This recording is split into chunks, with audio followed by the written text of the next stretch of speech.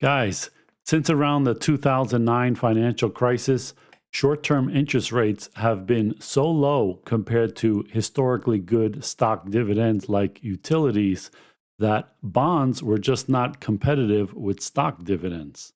That has now changed. And so I'm going to do a tutorial to explain simply how bonds work and what kind of bonds you should be buying in a rising interest rate environment like we have now. Do not kid yourself, though. With an inflation rate of 8.6%, keeping your money in cash makes you lose 8.6% a year to inflation. So even if you can get about 4% in short-term bonds, that still means that you're losing 4.6% a year to inflation. So this is more of a short-term solution if you're just waiting for the stock market to bottom out during the coming recession. Now, an investment, whether a stock or a bond, is only worth the present value of all the payments you will receive from it. And so that is more difficult to calculate with a stock because even if it pays dividends similar to a bond coupon, the dividends can grow, shrink, or be cut. And also, there is no end date or predetermined end price for the stock like there is for a bond. So a bond's value is just the present value of the sum of all the interest payments over the life of the bond, plus the return of the principal that you get at the end of the bond term. And an even simpler example is the zero coupon bond, which is what Treasury bills are. Now, for this video, we will assume that all the bonds are U.S. government bonds so that they all have the same credit risk, unlike trying to compare a highly rated company's bonds like McDonald's versus a lowly rated company's bonds like Bed Bath & Beyond. You're kind of mixing apples and oranges there. So before we start, you might be confused at hearing the terms bill, notes, and bonds when they describe government bonds. So I will call all government debt bonds. But just so you know, a Treasury bill is a bond that is 1 year or less. A note is more than 1 year, but up to 10 years. And that is why everybody talks about the 10-year note, especially when discussing mortgage rates. And over 10 years is called a bond. And so I am just going to call all of them bonds. The first thing to really understand bonds is that bonds are just loans with interest. And the longer the term of the loan, the more risky it is. So it should give you a higher interest rate than a shorter term bond. Think of it like this. If your friend asks to borrow $100 from you until he gets paid 2 days from now, not a lot can happen in 2 days to interest rates to make a difference in the buying power of that $100. But if he has to borrow $100 for 30 years, a lot can happen in that time.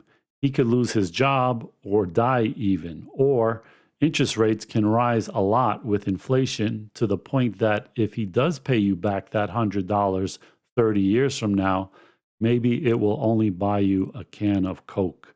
So you see, it is much more risky to lend longer than it is shorter.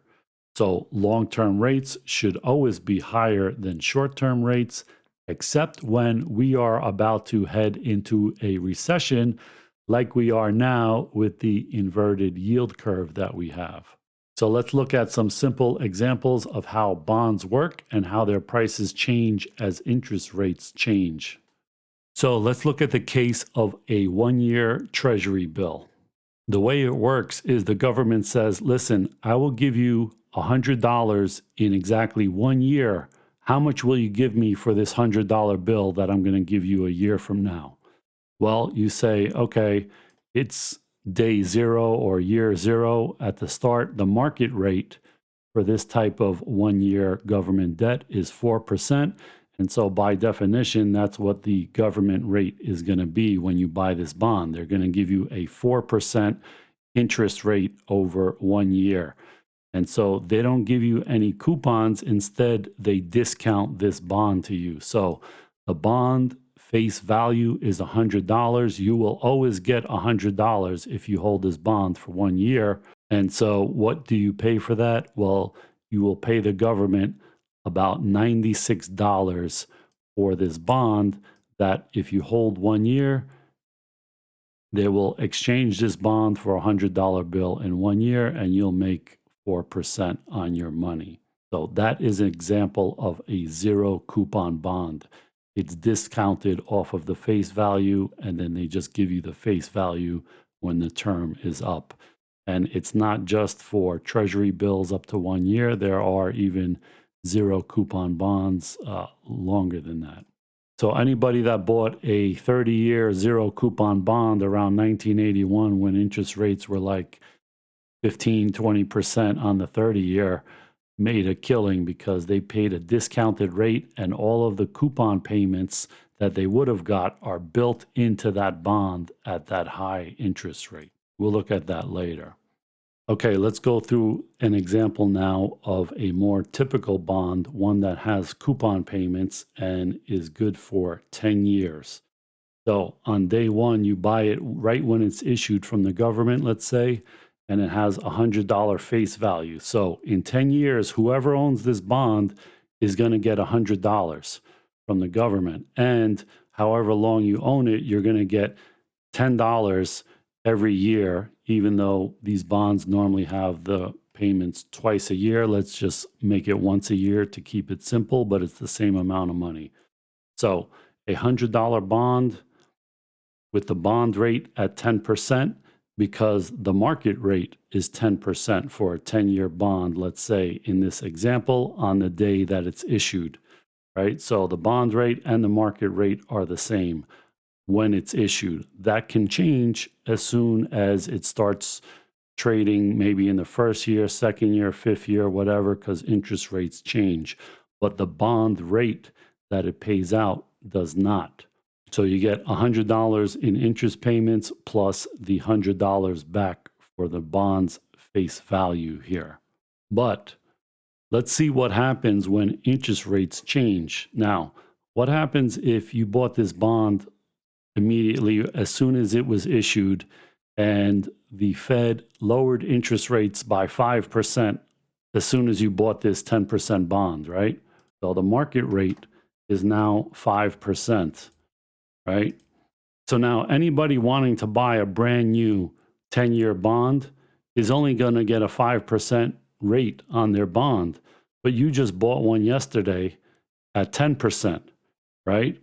So if you wanted to sell your bond, you would not sell it for $100 because your bond is paying out $10 every year when the market rate is only now $5 a year. So your bond is way more valuable because it pays 10% while the market rate is 5%. So to adjust for that difference between the bond's interest rate and the market rate, you are going to get more money for your bond if you sell it than what the face value is. Or put another way, if you want to buy a bond and you want to buy this bond, you're going to have to pay up to the point where the price you pay for this bond gets you an actual market rate of 5% per year over 10 years. Let's actually take a look. So here is a bond calculator, right? We have the face value of the bond is $100. The annual coupon rate of the bond is 10%. The annual market rate is 10%. And the years to maturity is 10 years. And we call it an annual interval for payment, right? The coupon payment is $10. Number of payments is 10. The value, the present value of the bond today is $100, right? And just note this, the duration is 6, which means the sensitivity that this bond has to interest rates changing. The higher the number, the more sensitive it is. And basically, the longer the rate of the bond, the more sensitive they are to changes in interest rates. And vice versa. The shorter term bonds have shorter duration and they have much less sensitivity to changes in interest rates. So here in our example, we change the market rate to 5% immediately after you buy the bond, right? What is this $100 face bond worth now? Let's calculate.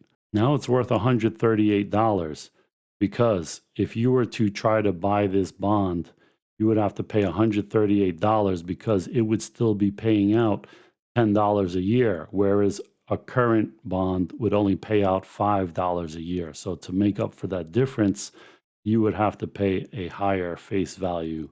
And so that bond would actually yield you all the way to when it matures in 10 years from now, it would really just yield you 5% a year, plus $100 at the end, even though you paid $138.61.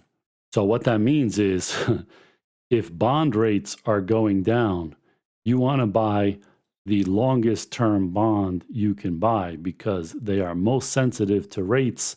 And when rates are going down, that means you bought it, let's say, at 10%, and in 30 years, it's going to be 5% or whatever. The value of your bond is going to increase a lot to make up for that difference of somebody who wanted to buy a bond when they're only paying 5%, but you have one that's paying 10%. So let's see what happens in the other instance when interest rates are rising, but the bond you bought is lower than where the market rate is now. Okay, same scenario. You bought this bond, it's $100 face. The rate is 10% a year for 10 years. You bought it on day one. The very next day, the Fed raises the rates. And now the market rate for a 10-year note is 15%, right? And you want to sell your bond the next day. Well, nobody's going to buy your bond because it's only paying 10% interest for the next 10 years, whereas the market rate is 15%. So to adjust for that difference in interest rates between the market rate and what your bond currently pays, you're going to have to sell your bond at a discount. So let's see what the price of your bond is worth when the interest rate goes from 10% to 15%. So everything's the same except I changed the market rate to 15%. And when you calculate, that bond is now only worth $74.91. If somebody wanted to buy that bond, they would only pay $74.91 because the lower price actually makes them receive a 15% dividend, even though the bond only pays out a coupon rate of 10% or $10 a year. By buying this at a cheaper price, they're actually making $15 a year on that purchase. So this is how bond math works. And so you see the duration is about 6, right? And that's for a 10-year maturity. Let's see how sensitive it is to interest rates changing when it's only like a 2-year bond, right? So in the first example, you bought it for $100. It was paying 10%. The market drops to 5%, but there's only 2 years to maturity. It's a 2-year bond. Let's see how much the face value goes up. Okay, it only goes up to $109 instead of what was it before, $138 when the interest rate drops. So it's less sensitive, and the duration you see is 1.9. So that means it is less sensitive to interest rates going up because there's not a lot of time in the bond left. And the opposite way, when interest rates go up to 15%, but your bond is only getting 10% and you still have 2 years left, now that bond is worth $91.87 instead of whatever the last one was, $74 or something like that. So you see the duration is shorter, it's less sensitive to interest rates because it has a shorter time frame. Okay, so let's see why it is better to own longer term bonds when interest rates are dropping. And especially if they are dropping, you don't even want the coupons on the bonds. You want zero coupon bonds. Okay, let's take a look. On year 0, the bond rate that you get for this bond that you buy is 10% because the market rate is 10%, right? And let's say you hold it for 10 years or 20 years or 30 years. In this case, I only wrote up to 10, but let's say it's a 30-year bond, the biggest you can go, right?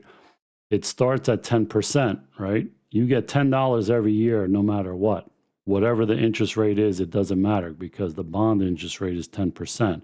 But let's say the market drops from 10% to 5% over all of these years. What happens every year? Well, year one, you get this $10 and you need to reinvest it. But the market rate is no longer 10%. It's a little lower. Maybe it's 8%. So you reinvest this money at 8%. The next year, you get another $10, but the interest rate is even lower. So you have to reinvest it lower, maybe 7%, and on and on and on till these last dollars over here get reinvested at much lower rates. But the value of your bond goes up, the face value, as interest rates go lower, especially if it is a longer term bond because it is more sensitive to interest rates. So if interest rates are falling, somebody is willing to buy this bond for a higher price because it's paying a lot higher interest rate than the current rate here, 5, 6, 7% or something like that. But if you do hold the bond until maturity all the way at the end, you're only going to get the face value. So that's why somebody who really is thinking that long term that interest rates are going to fall, they would buy a zero coupon 30-year bond as long as they could, because they would buy it at a discount up front, get no coupons, but the coupons would be built in to the price, the discounted price, and it would be built in at this, current rate, 10%, let's say. So they wouldn't have any reinvestment risk. That's what this is called, reinvestment risk. The risks that you take reinvesting the coupons along the way when interest rates could change favorably or unfavorably. So let's look at the case of rising interest rates. The same situation. You buy the bond. The current bond coupon is 10% because the market rate is 10%. So here you are on day one. But over the years, the interest rates drift up to 15%. So your reinvestment risk actually works for you in this case because the $10 you get to reinvest it maybe at 11% in a bond over here. And maybe this $10 you get to reinvest at 12% or something like that.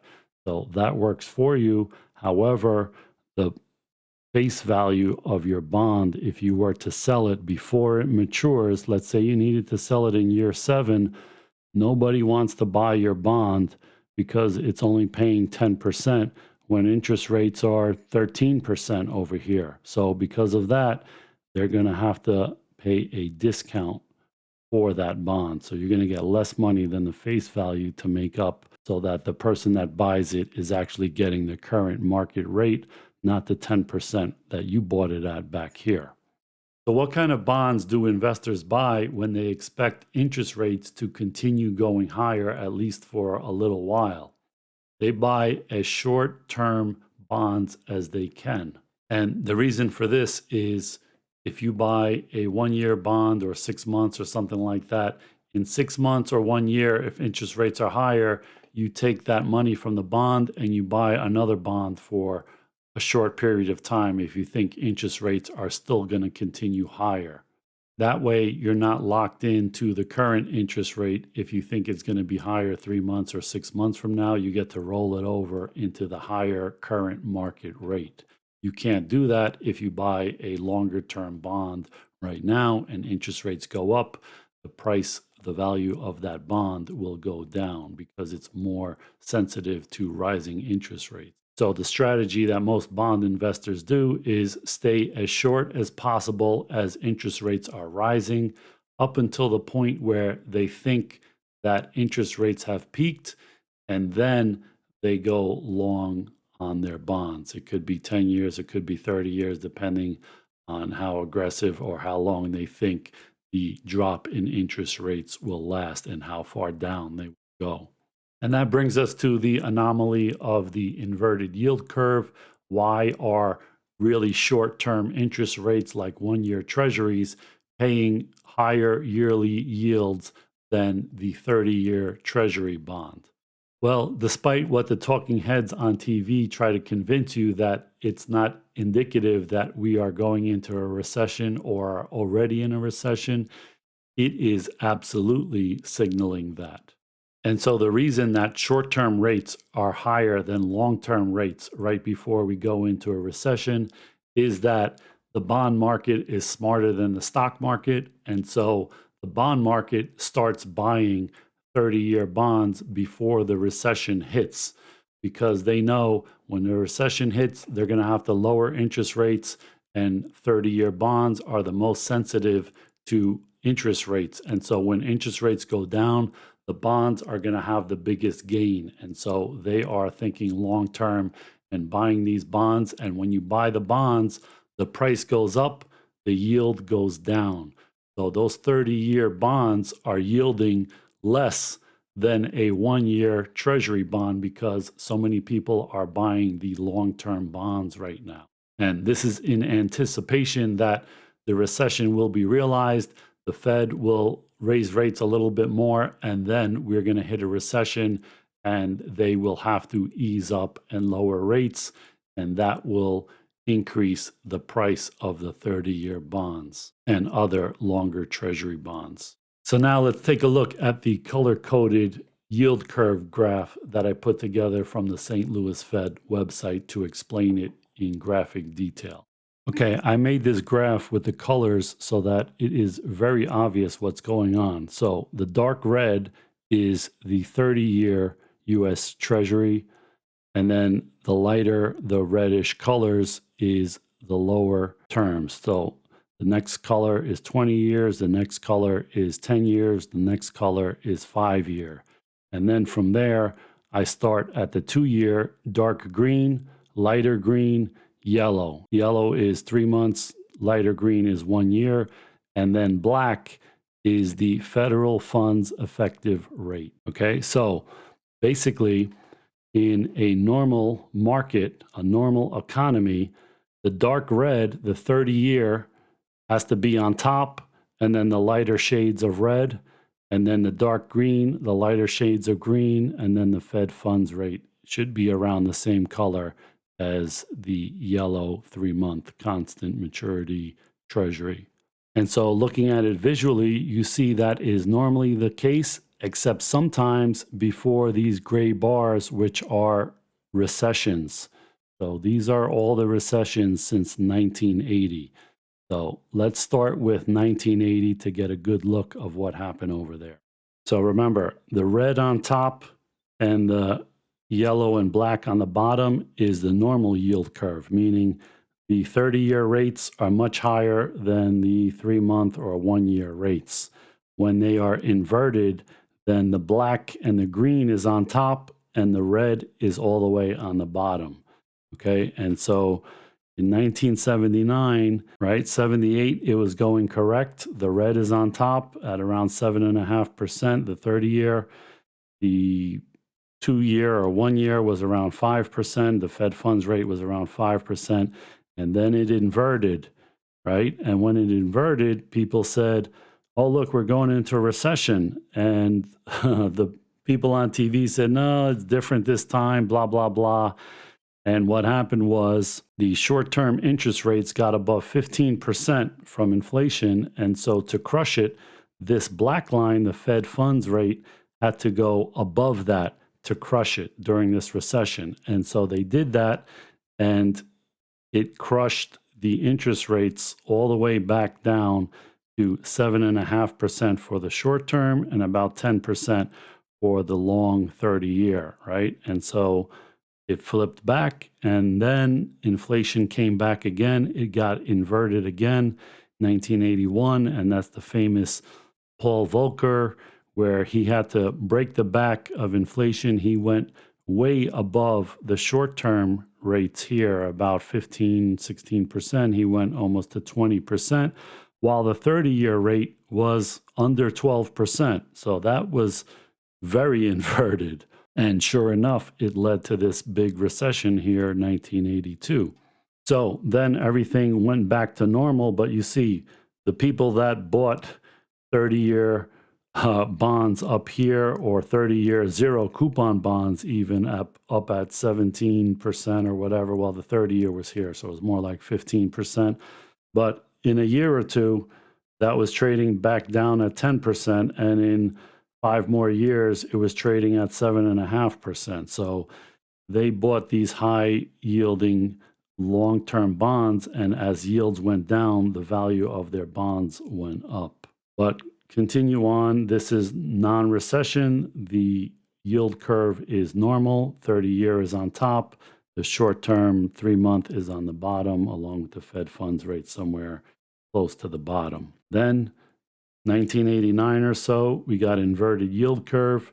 And so that signals that a recession is coming. And sure enough, 1991, the recession came, and they had to lower interest rates to stimulate the economy, and the yield curve went back to normal.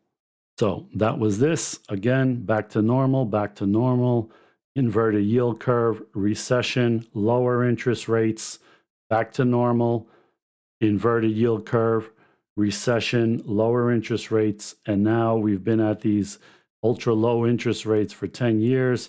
We had an inverted yield curve before the pandemic, around August of 2019, and the pandemic brought a quick recession, again, lowered interest rates, and now we are here back at the inverted yield curve. So what do you think is next? If you said recession, you are correct. And so that's why people are buying short-term bonds, because they expect the Fed funds rate, this black line, is going to have to go above this green line. And so it may get above 5% or even more. And at that point, people are going to be buying longer-term bonds, because they are figuring that that is the end of the tightening cycle, because the recession will need stimulus from the Fed to lower rates to stimulate the economy to get us out of the recession. So same as it always was. Here, here, here, here, here, and now here. So as interest rates go higher and are expected to continue to go higher, and we're expected to hit the recession, stock prices are expected to continue lower. And also, even the dividend stocks, if they were paying 2-3%, and 1-year treasuries are paying 4.5%, it's a no-brainer to buy the risk-free treasuries than it is to buy a risky stock that the price could fall. So before, there was no alternative when interest rates were almost zero, but now that they're comparative or even better than, say, some utilities or consumer staples or telecom stocks or something like that, a lot of people are switching to bonds. Now, after telling you all of that, let me also tell you, I have never actually bought a bond in my life. I have bought bond ETFs that hold a bunch of bonds, but I never bought a single issue bond or a original issue treasury or anything like that. But it could be done on your Schwab or Fidelity or Vanguard or any of these. You can buy treasury bonds, treasury bills, all of that. I'll show you what that looks like, but first I'm going to compare the bond ETFs that Vanguard offers and the bond ETFs that Black Rock offers, the iShare ETFs. So we'll take a look at that and look at the returns that they have this year, what they're yielding, their expense ratio, and all that stuff. So you have something to compare to if you don't want to buy individual bonds, but want to just buy a bond ETF, something like a short-term bond ETF. Let's take a look. So these are the Vanguard government bonds, and I have them from shortest term to longest term. And you see Vanguard even gives you a risk potential of these different ETFs, and the shortest term is a 1, intermediate is 2, 3, and then this one is a 5. So this one's the most risky. So let's see their returns. And the expense ratios are almost all the same, 0.04%. This one's 0.06. So first thing to note, year-to-date performance. This one is down 3%. This one's down 7.6, 20.8, 28.1%. And so, like I said, the shorter the time left on the bond, the less sensitive it is to rising interest rates or dropping interest rates. And in this year, we've had a big rise in interest rates. And so the shorter term ones are less affected. The longer term ones got absolutely crushed. And again, you see here 1 year returns -3.5, -8, -18, -24. And so to compare their yields, this one's paying 3.78, this one's 3.6, 3.7, 3.79. So why would you commit to 30 years, which is the most sensitive to interest rates moving? You're only getting 3.79% when you can stay with this one, the shortest one, for 3.78% with very little sensitivity to moving interest rates. And let's see why. Because the average maturity of this one is 2 years, this is 5.6, this is 23, and this is 24.9. And the average duration, which is the sensitivity to rising or falling interest rates, is 1.9 years for this one, 5.3, 16.8, 24.5, which is almost the same as the average maturity, which means that these are mostly zero coupon bonds. And so here is that last one, Vanguard extended duration, and it tracks the performance of Treasury strips 20 to 30 year, basically zero coupon bonds here, that they strip away the coupon from the actual principal, and that's why their duration is almost the same as the time they have left to maturity. So it is the most sensitive to moves in interest rates. And so you would only buy these when you think interest rates have absolutely peaked, because when you do buy them and interest rates go down, these things are going to explode higher. And so here's a look at a chart going all the way back to 2008 on this EDV, extended duration. You see it was as low as, 75, the price of this ETF, and went as high as 190. But now it dropped from 190 to 85 during the last, 2 years, basically.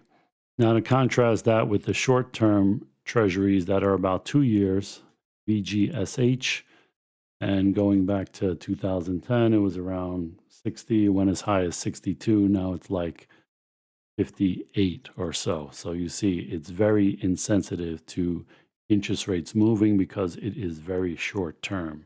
And so BlackRock has a whole bunch of bond ETFs as well as other companies like PIMCO and all that kind of stuff. I'm not going to get into that, but let's just take a look. This is short treasury bond, 1 to 3 year, 10 to 20 year, 20 year plus. And this is the TLT, which is very popular.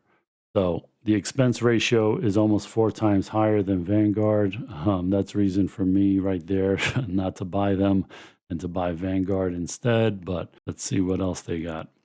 30-day SEC yield, 2.8, 3.7, 3.8, 3.78. So you see the 1 to 3 year bond pays you almost the same interest rate as the 20 plus year bond.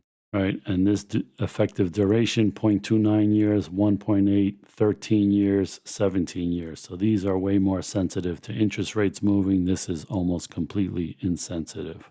And this is the weighted average maturity, 0.31 years until it matures, 1.8, 17, 25.6 years.